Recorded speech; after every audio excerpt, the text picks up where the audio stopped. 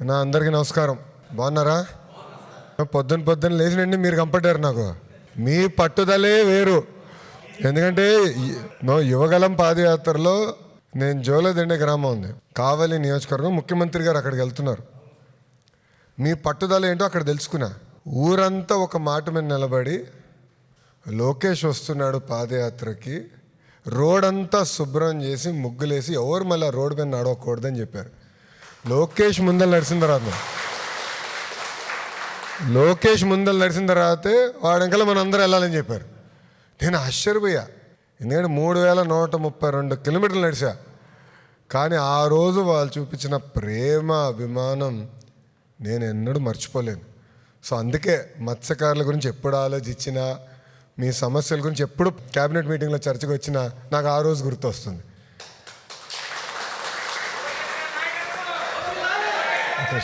అన్నా, కానీ ఒక్క విషయం, మీ పట్టుదల అందరూ ఒక మాట అనుకుంటే నిలబడతారే, అది మీ దగ్గర నుంచి మేము నేర్చుకోవాల్సిన అవసరం చాలా చాలా ఉంది.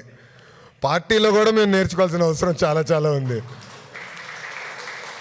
ఎందుకంటే ఈరోజు మీరందరూ కలిసి వచ్చారు. నేను ఎక్కడ ఫోన్ చేసి ఎవడు రమ్మని చెప్పలా.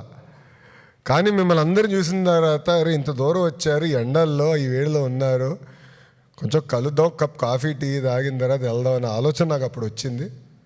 మీ అందరు తెలుసు, మత్స్యకారుల సేవలో కార్యక్రమం పోయిన సంవత్సరం చేసాం, ఈ సంవత్సరం చేస్తాం, రాబోయే సంవత్సరాలు కూడా చేస్తాం. దాంతో భాగంగా కూడా ఏంటంటే మన ప్రభుత్వ అధికారంలోకి వచ్చిన తర్వాత మన కొల్లన్నట్టుగా క్యాబినెట్లో ఉన్నారు.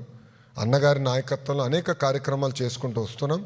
గత ప్రభుత్వం చేసిన తప్పులు కూడా సరిదిద్దుకుంటూ వస్తున్నాం. ప్రధానంగా ఏంటంటే పిల్లల్ని బాగా చదివిస్తున్నారు, పిల్లలకి మంచి ఉద్యోగాలు, ఉపాధి కల్పించాలి, ఆ లక్ష్యంతోనే మేము పనిచేస్తున్నాం.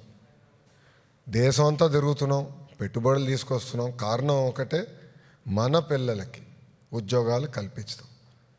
ఎందుకంటే మీరు కష్టపడ్డారు, చెమటోర్చి రూపాయి జమ చేసి పిల్లల్ని బాగా పెంచి బాగా చదివిస్తున్నారు. వాళ్ళు కూడా మెరుగైన అవకాశాలు కల్పించాలి. మన వృత్తిలో కానివ్వండి, లేదా ఇతర వృత్తిలో కూడా మంచి అవకాశాలు కల్పించాలనేది మా లక్ష్యం. దానికోసం మేము అందరం కష్టపడుతున్నాం. కానీ మిమ్మల్ని చూసినాతే నేను ఈరోజు స్టన్ అయ్యా. ఎందుకంటే మనం అనుకోలేదు కదా, అట్లా అని వచ్చేసారు అందరూ.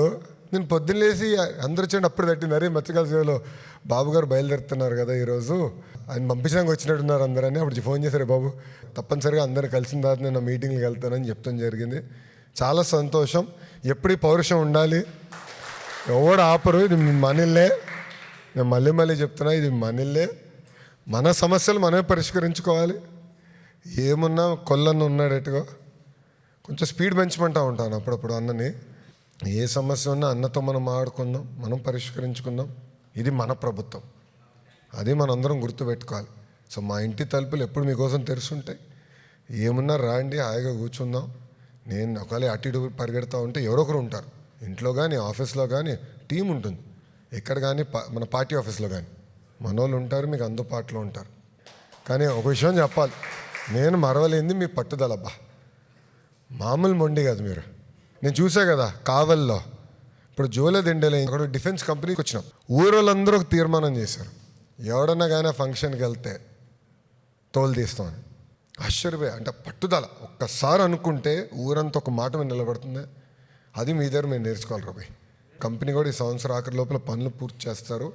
వాళ్ళు కూడా చెప్పిన, ఎందుకంటే తమిళలో వస్తున్నారు, మన ప్రాంతంలోకి వచ్చి వేటకు వస్తున్నారు, అది ఆపాలని కంపెనీలు చెప్పా. వాళ్ళకు బోట్ ఇమ్మని. దానికి ఏంటంటే మనుషులు వస్తున్నారు, అది ఆటోమేటిక్గా తిరుగుతూ ఉంటుంది, ఆ కంపెనీ అది.